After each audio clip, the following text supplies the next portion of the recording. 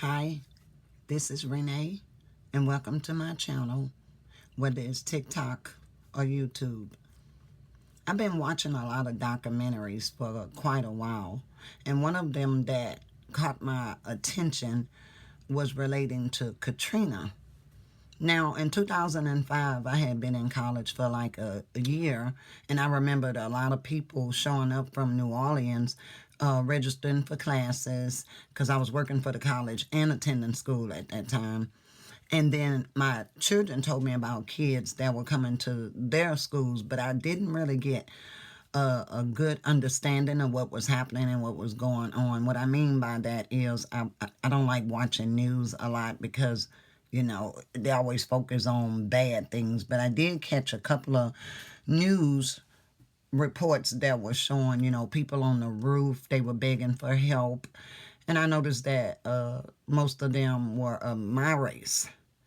Now, when I watched the documentary, I noticed a lot of things and heard a lot of things about the Ninth Ward relating to the levees, and that the majority of those people were also black.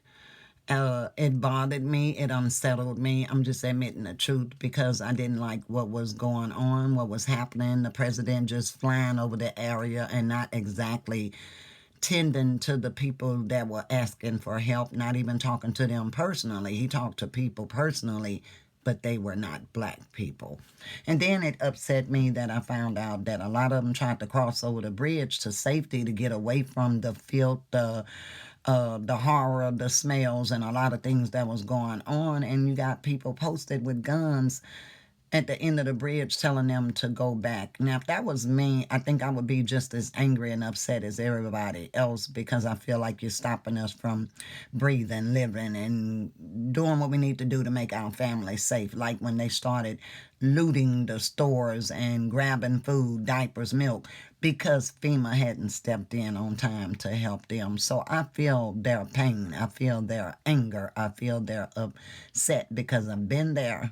It just wasn't me a part of Katrina. It was in different locations and areas, and people treating you like criminals, just automatically like you're a criminal. Why don't they get to know us first before they start putting labels on us, that we're aggressive? Seems like the only time we get aggressive is when it's got something to do with injustice and things happening where we're like the least people in the world that they want to help and tend to. Those people suffered horribly. And from what I learned on the documentary, a lot of people got cheated out of their mortgages.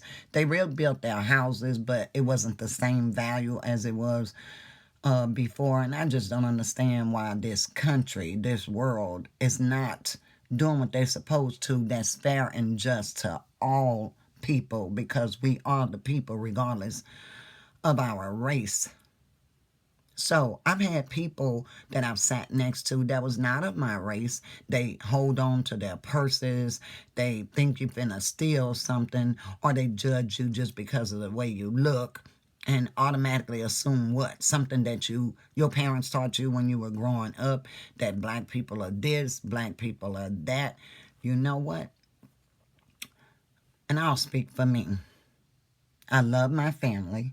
I want the best for my family, and I do whatever I can as a mother to take care of my family, regardless of how old my kids get, regardless of how old my grandkids get.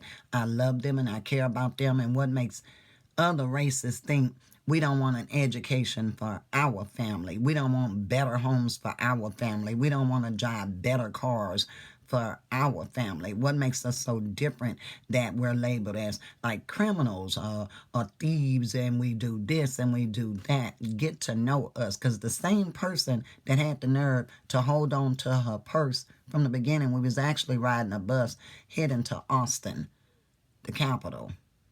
And while we were heading there, she sat to the side to the point where she didn't want me messing with anything about her, I guess. But then when we was in the building, We was going down these steps. Nobody would help her go down those steps. And I went over there and I held her purse for her. She let me. And she put her hand on the rail and walked down carefully because she almost fell down more than once going down those steps. And she thanked me. So on our ride back from Austin back to Houston, we had a very good conversation. So it's not about the race, it's about the character or the people or who we are. And we show you who we are. And not all of us, like I said, can be placed in the same basket because not all of us are the same. Just like other races, all of them are not the same. Each individual has their own mindset and expectations of what they want for their families.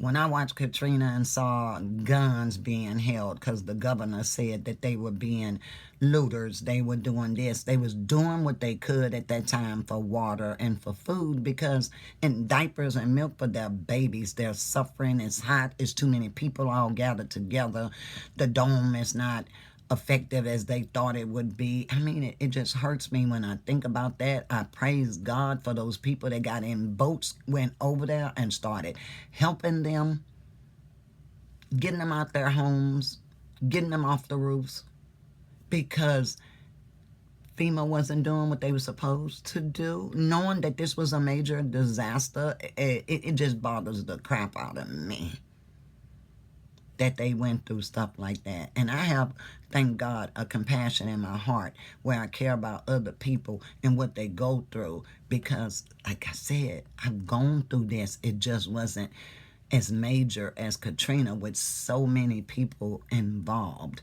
But I don't want to get this man's name wrong, but it was so impressive to me when this Lieutenant General Russel, I don't know if he pronounces his name Honore or Honore.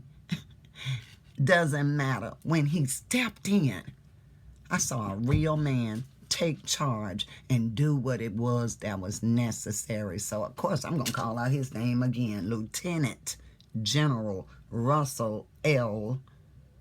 Honore. Honore. Impressed the hell out of me. I was actually in my room jumping and shouting for joy. He said, put them guns down, and I'm not going to use the words that he said.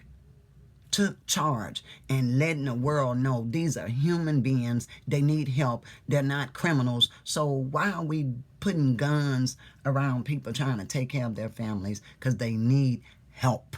That's the key word, H-E-L-P. They needed help. So when that Lieutenant General stepped in, he was the only one that made them stand down. And a lot of those people started applauding him.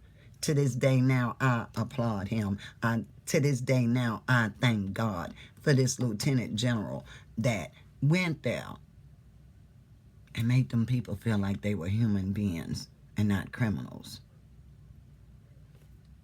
Other races, I know a lot has been seen relating to the black people, what they do, how they do it, and we're basically, I guess, judged as this, judged as that.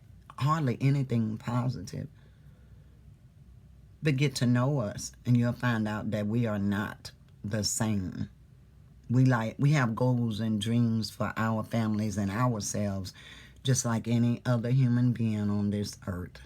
Yes, we've been dealt a bad blow, and sometimes it still continues on because that's how we're labeled. And I'm praying to God that will eventually stop, because all you have to do is get to know the person first before you start judging that person. You'll find out you might have a good friend. My friends comes in all races. And I'm praying to God that we'll finally realize on this earth we're all trying to survive. We're all human beings. And we all, or maybe not all, but some of us do want the best for our families, for ourselves, and for so many people in this world. Not to say we deserve it, but we're fighting hard to get it.